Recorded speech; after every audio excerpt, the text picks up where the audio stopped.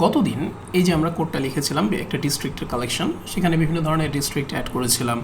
তো এখন মনে করেন আপনি ফর ইচ না চালিয়ে ডিস্ট্রিক্টগুলোকে কাউন্ট করতে চাচ্ছেন, ওকে, যে কয়টা ডিস্ট্রিক্ট অ্যাড হয়েছে। যেমন আমরা এখানে দেখতে পাচ্ছি উপরের এক্সাম্পলে 1 2 3 4 5 5টা ডিস্ট্রিক্ট অ্যাড হয়েছে, কিন্তু কাউন্ট করতে চাচ্ছেন। এখন আপনি যদি এটাকে আমরা এই কোডটুকু কপি করি, নতুন একটা ফাইল নেই,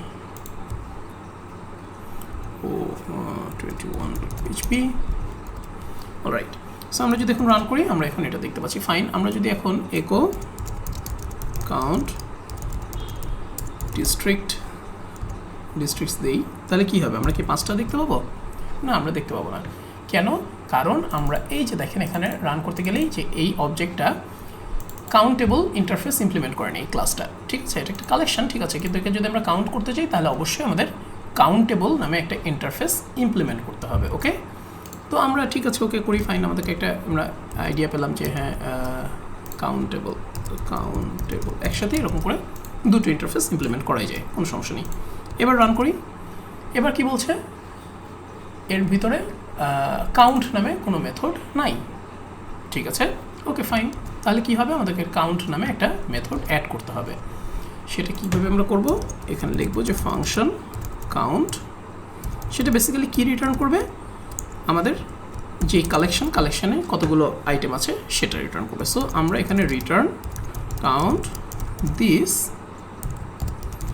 ডিস্ট্রিক্টস, ওকে, ব্যাস। এবার যদি আমরা রান করি, দেখেন এই যে আমরা এখানে দেখতে পাচ্ছি 5। সো আমরা এখন যদি এখানে আরেকটা ডিস্ট্রিক্ট অ্যাড করি, ঠিক আছে, যেমন ধরেন ঢাকা অ্যাড করলাম, এবার রান করি, দেখেন এই যে এখানে 6টা দেখতে পাচ্ছেন। সো এইভাবে আসলে ইন্টারনালি ইন্টারফেসগুলো ইউজ করা হয়। হ্যাঁ, এই ইন্টারফেসগুলো ইউজ করে কত সুন্দরভাবে আপনি একটা ক্লাসে বিভিন্ন ধরনের ফিচার অ্যাড করতে পারছেন। ঠিক একইভাবে আপনি যখন একটা বড় প্রজেক্ট লিখবেন, তখন এরকম বিভিন্ন ইন্টারফেস ইমপ্লিমেন্ট করার মাধ্যমে আপনি আপনার প্রজেক্টকে অনেক বেশি স্ট্রাকচার্ড, অনেক বেশি রিডেবল এবং অনেক বেশি ম্যানেজেবল করতে পারবেন, ওকে?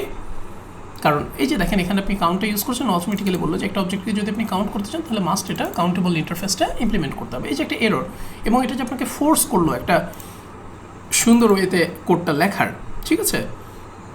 একই অবজেক্ট আপনার কালেকশন, ঠিক আছে, এটা ইটারেটর এগ্রিগেট, তার মানে এটা ফর ইচ চালানো যাবে, আবার এটা কাউন্টও করা যাবে। একইভাবে আপনি একটা অবজেক্টকে মাল্টিপলভাবে বিভিন্ন রূপ দিচ্ছেন, হ্যাঁ, পলিমরফিজম, ওকে?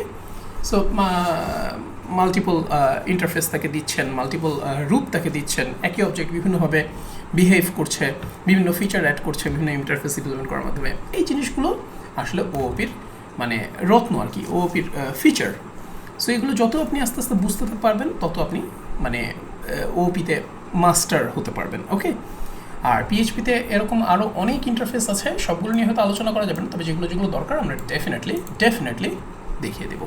Take care guys.